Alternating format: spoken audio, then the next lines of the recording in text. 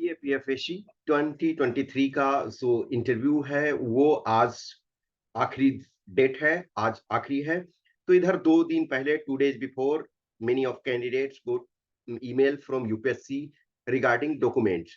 कुछ कैंडिडेट्स हैं जिनके ग्रेजुएशन के मार्क्स, जो ग्रेजुएशन है उनका फाइनल सर्टिफिकेट, फाइनल जो डिग्री है वो सबमिट नहीं किए हैं क्योंकि उनका नहीं आया था।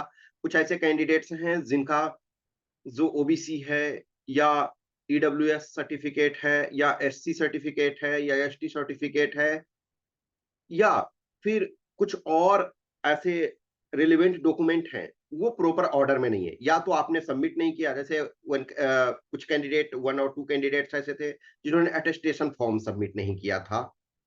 तो जो भी कैंडिडेट आपने किसी भी कारण से आपको यदि मेल आया हो तो आपको रिप्लाई उसमें करना चाहिए। जैसे कुछ कैंडिडेट्स हैं जिनके नेम में प्रॉब्लम है या जिनके फादर नेम में प्रॉब्लम है कि आपने कोई वन डॉक्यूमेंट बनाया, उसमें फादर का नेम डिफरेंट है। डिफरेंट इन द सेंस है कि स्पेलिंग मिस्टेक समटाइम, जैसे किसी का फुल नेम रहता है, किसी का शॉर्ट फॉर्म में रहता है, तो या किसी का नेम में जो सरनेम नहीं है, इस टाइप का जो डिस्क्रिपेंसी होता है, तो उसके संबंध में आपको ईमेल आया है। तो जो पॉइंट्स पे आपको ईमेल आया है, तो या उसका क्लेरिफिकेशन दो और डॉक्यूमेंट सबमिट करो। मान के चलो कि ग्रेजुएशन का आपका सर्टिफिकेट फाइनल नहीं आया, मार्क्स, ये मार्कशीट है आपके पास, प्रोविजनल है और फाइनल डिग्री नहीं है। तो आप ये लिखो कि माई यूनिवर्सिटी या my institution provides degree after some time, जो भी है आप ये बताओ कि हमने अप्लाई किया हुआ है 3 मंथ, 4 मंथ, 2 मंथ, 1 मंथ, जितने में भी आपको करीब मिलता है, तो आपको एक मैसेज कर दोगे। और जो आप लेटर लिख करके यूपीएससी में आप अपना स्पीड पोस्ट या रजिस्टर पोस्ट या आप खुद दिल्ली में हो या तो उस ढंग से आपको खुद जाकर के कर देना है। यदि आप दिल्ली में हो तो, दिल्ली में नहीं हो तो आप मेल कर दो। अब किसी का मान के चलो कि ओबीसी सर्टिफिकेट है। ओबीसी देखो 2 चीजें, एक तो आपका पेन एंड पेपर से आपका ये नॉर्मल बनता है, आपका ऑफलाइन, और आज के डेट में वेब कॉपी आपका हो जाता है। तो वेब कॉपी में ओरिजिनल और डुप्लीकेट का कोई मतलब ही एक तरह से नहीं है। आप वहां से जहां से डाउनलोड किए हो तो आप उसके कॉपी ले लो और 1 कॉपी जो है वो सबमिट कर दो कि अकॉर्डिंग टू लेटर जो भी मैंने रिसीव किया उसके आधार पे हमारा ये है। अब ईडब्ल्यूएस है, किसी का डेट वगैरह में एवरी टाइम कुछ कैंडिडेट्स हैं उनके रिजेक्शन होते हैं, कुछ कैंडिडेट्स हैं जिनके डिस्क्रिपेंसी होते हैं, तो क्लियरिफिकेशन आप दे देते हो तो वो क्लियर हो जाता। ऐसा नहीं है कि आपका वो रिजेक्ट हो गया, नहीं। आपका लिखा हुआ क्या रहता है कि प्रोविजनल आपका कैंडिडेचर है या कंडीशनल आपका कैंडिडेचर है, मींस आप एलिजिबल तो हैं, आप इस एग्जाम के प्रोसेस के थ्रू यहां तक पहुंचे हैं, लेकिन आपके डॉक्यूमेंट में कुछ डिस्क्रिपेंसी है। अब मान के चलो कोई कैंडिडेट है ओबीसी के कोटे पे रिटेन क्वालिफाई हुआ और इंटरव्यू आपने दिया, लेकिन आपका ओबीसी यदि वैलिड नहीं होगा, यदि आपका ओबीसी प्रॉपर क्राइटेरिया क्वालिफाई नहीं कर रहा है, तो आपका रिजेक्शन हो जाएगा।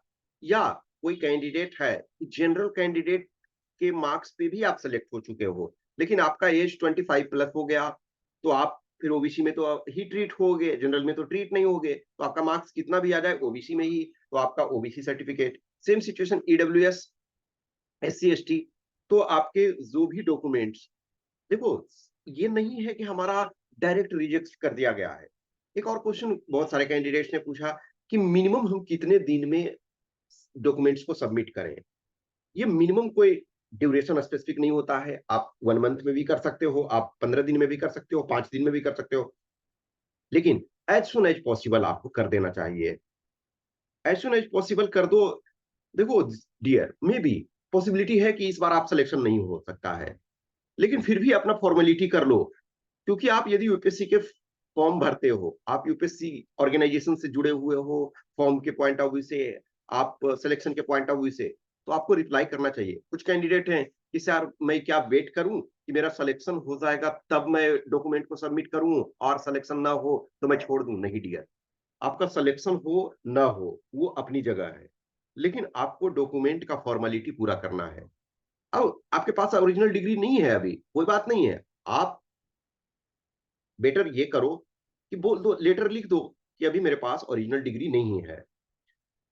जो कैंडिडेट दिल्ली में है या आसपास है या जो जा सकते हैं, तो बेटर है कि आप जा करके वहाँ गेट के पास अपने डॉक्यूमेंट्स को सबमिट कर दो। जो बहुत दूर हैं, जो नहीं जा सकते हैं, तो या आप अपने किसी फ्रेंड कोई हैं तो उनके थ्रू आप भिजवाओ, या फिर आप जो रजिस्टर्ड पोस्ट स्पीड पोस्ट के थ्रू सबमिट करो। कहीं भी जब आप यूपीएससी जैसे प्रेस्टिजियस इंस्टीट्यूशन से जुड़े हुए होते हो, तो फॉर्मेलिटी आपको जो भी पूछा जाता है, कहा जाता है, वो करो।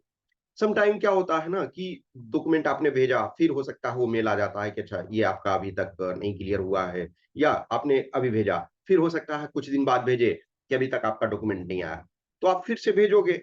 अभी टाइम आपका देखो, एक चीज ध्यान रखो कि जो आपकी क्राइटेरिया है लेटेस्ट एक डिग्री वाली, तो आप पास हो चुके हो, ये तो प्रूफ है कि आपने प्रोविजनल दिया हुआ, मार्कशीट दिया हुआ है। मे बी 3 मंथ्स बाद भी आता, 4 मंथ्स बाद भी आता है, तो अभी तुरंत तो ज्वाइनिंग हो नहीं रही है, अभी थोड़ा-सा टाइम लगेगा। तब तक आपको यानी कि ज्वाइनिंग तक आपको फर्निश करना है, किसी भी टाइम। तो ये एवरी टाइम होता है। कैंडिडेट्स जो भी होते हैं, एवरी टाइम बहुत सारे लेटर्स मिलते रहते हैं, लेकिन आपको रिप्लाई कर देना चाहिए, आपको जवाब उसका देना चाहिए।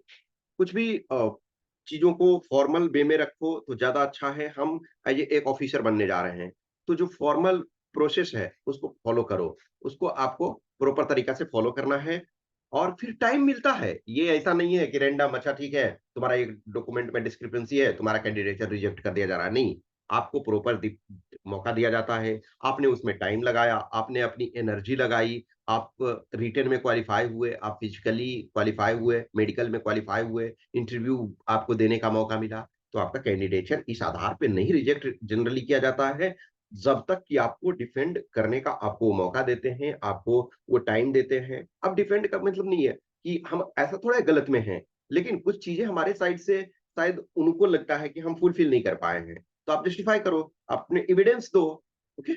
कुछ भी क्वेश्चंस, क्वेरी, डाउट्स होता है तो आप हमें मैसेज कर सकते हो इस व्हाट्सएप नंबर 8527146498 या टेलीग्राम नंबर 7404909669 पे। Okay, thank you.